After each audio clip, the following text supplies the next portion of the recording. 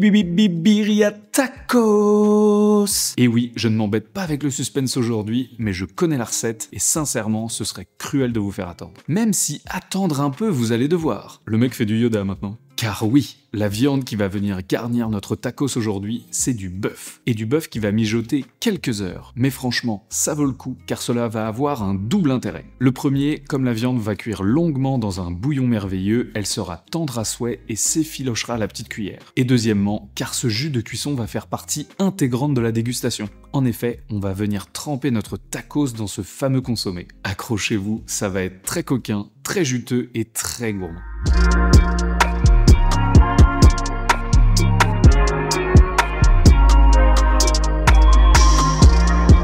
Ah là là, le Birria Tacos. J'ai eu la chance de le découvrir la première fois à Los Angeles et plus récemment à New York City dans le food truck Birrialandia. Au vu du nom, vous l'aurez compris, c'est leur spécialité. Et je peux vous jurer que ce tacos, mes papilles s'en souviennent encore. J'arrive parfaitement à goûter ce bœuf tendre, fondant et bien relevé, ce double tacos trempé dans l'huile et toasté à la plancha, ce fromage fondant qui le rend totalement délirant, et surtout ce fameux consommé de bœuf servi avec qui va venir imprégner le tacos et tapisser votre bouche à la dégustation. Ce plat, aussi cochon soit-il, est d'un équilibre parfait. Il faut le goûter au moins une fois dans sa vie. On va y retrouver la douceur du maïs dans la tortilla, le kick du piment, la tendreté de la viande, le fondant du fromage, l'onctuosité du consommé et la touche d'acidité et de fraîcheur avec la coriandre, l'oignon et le citron vert. Bref, vous l'aurez compris, très peu d'éléments mais qui ont chacun leur importance. Et malgré le temps de cuisson de la viande, une fois qu'elle est cuite, c'est très rapide à réaliser. Bon allez,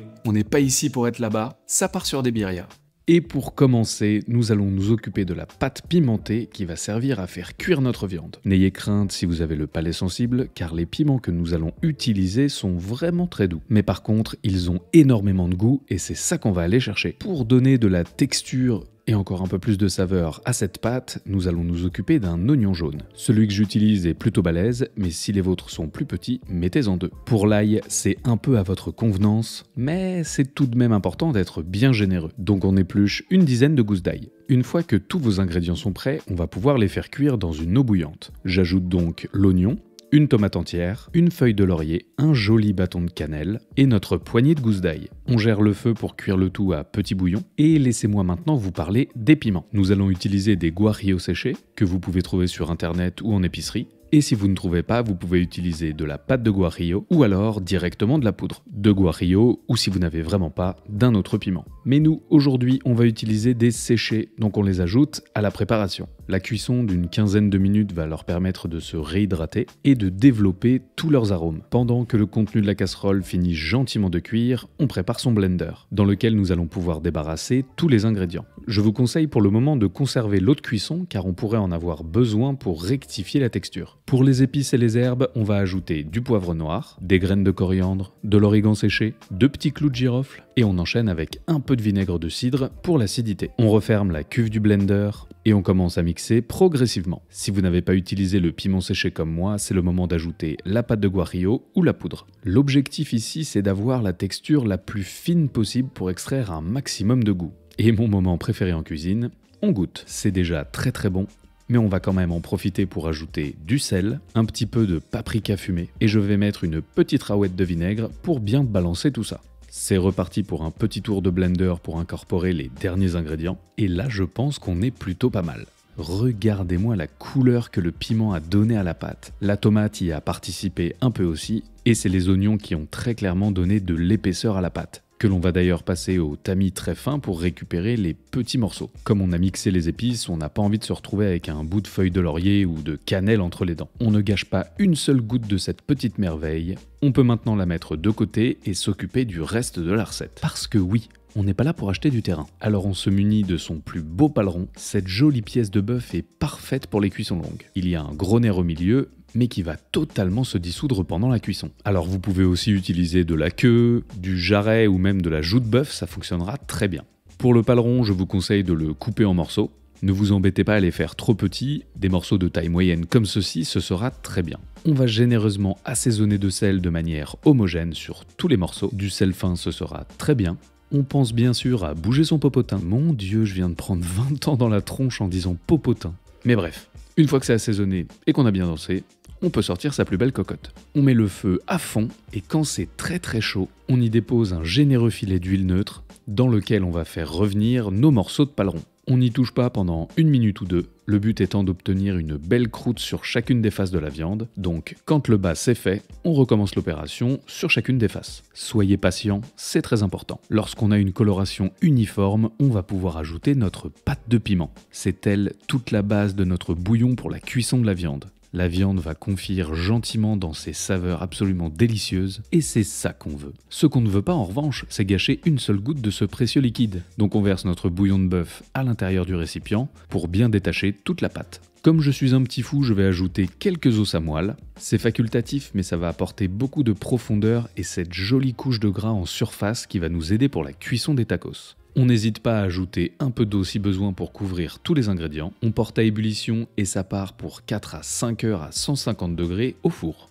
Vous pouvez le laisser sur votre plaque à feu doux, mais il faut régulièrement le mélanger. Alors qu'au four, on peut l'oublier pendant 5 heures sans y toucher. C'est pour ça que c'est ma technique préférée. Une fois le temps écoulé, on peut sortir la cocotte du four. On n'oublie surtout pas que le couvercle est brûlant comme le Mordor. Et là, on découvre le bouillon qui a bien réduit, la viande qui s'est bien nourrie de ce dernier, et que le gras intramusculaire de la viande en fondant l'a rendu tendre comme mon petit cœur. La moelle des os a également bien fondu. Comme toujours, on goûte la préparation. Bon, clairement, à ce niveau-là, c'est trop tard pour rattraper quoi que ce soit, c'est juste de la gourmandise. À l'aide de 2 fourchettes, on va pouvoir écraser les morceaux de paleron qui vont s'effilocher avec une facilité déconcertante. C'est une étape qu'il faut absolument faire à chaud, car en refroidissant, la viande va figer et ce sera beaucoup plus compliqué. Ici, on a un effiloché parfait en quelques secondes. J'aime bien ajouter 1 ou 2 louches de jus de cuisson pour encore nourrir la viande, et voilà.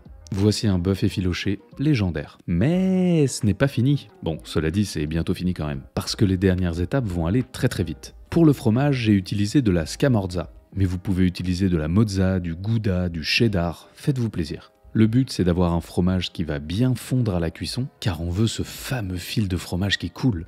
Pour la garniture, nous allons utiliser un oignon blanc. Vous pouvez également le faire avec un oignon doux, mais comme nous allons le manger cru, je vous conseille d'éviter l'oignon jaune. Après, si avoir l'haleine du Grinch ne vous dérange pas, zéro souci. Cet oignon, on va le couper le plus finement possible. On veut de la mâche, on veut le sentir croquer sous la dent, mais on ne veut pas non plus qu'il prenne toute la bouche, quoi. Ah, pour la fraîcheur et la couleur, de la coriandre. Alors je sais que la moitié de la population trouve que ça goûte le savon, mais franchement, dans ce plat, c'est indispensable. Si vous faites partie de la team savon, dites-le nous dans les commentaires, on vous soutient. Autre élément indissociable de cette recette, le citron vert. Son goût et surtout son acidité vont permettre d'équilibrer la recette à la dégustation. Et c'est maintenant parti pour la cuisson. Vous vous souvenez de la fameuse couche de gras en surface dont je vous parlais tout à l'heure? C'est maintenant qu'on en a besoin. Donc on sort ses plus belles tortillas de maïs. Dites-moi d'ailleurs si vous voulez que je vous montre la recette pour les faire maison, c'est super simple. Et maintenant, asseyez-vous, c'est là que réside tout le génie de cette recette. On va plonger la tortilla dans la couche de gras qui s'est totalement imprégnée des saveurs et de la couleur du piment. On la dépose ensuite sur une poêle à feu moyen.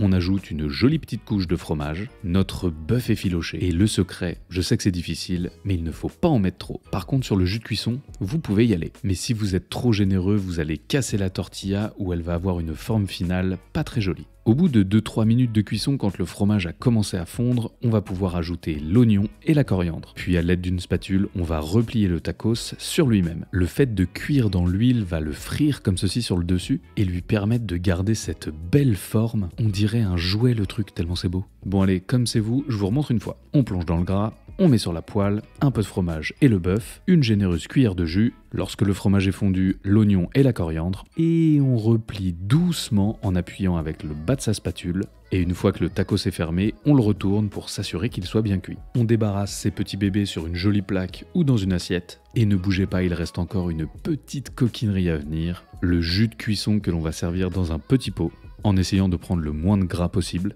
auquel on va ajouter un peu d'oignon, de la coriandre et surtout le jus de citron vert. Ça, clairement, je peux le boire par litre entier.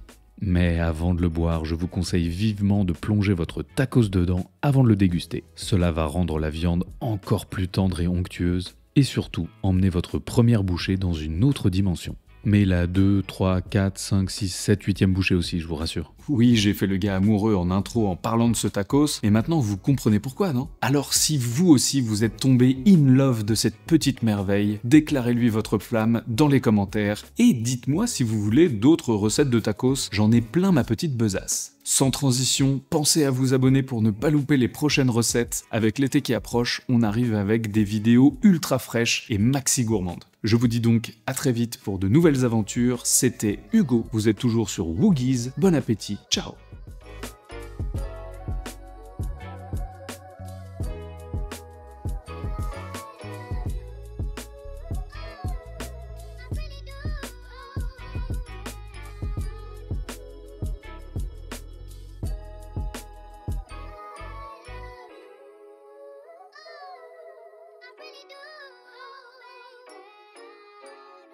Le mec se lance sur des trucs, j'adore.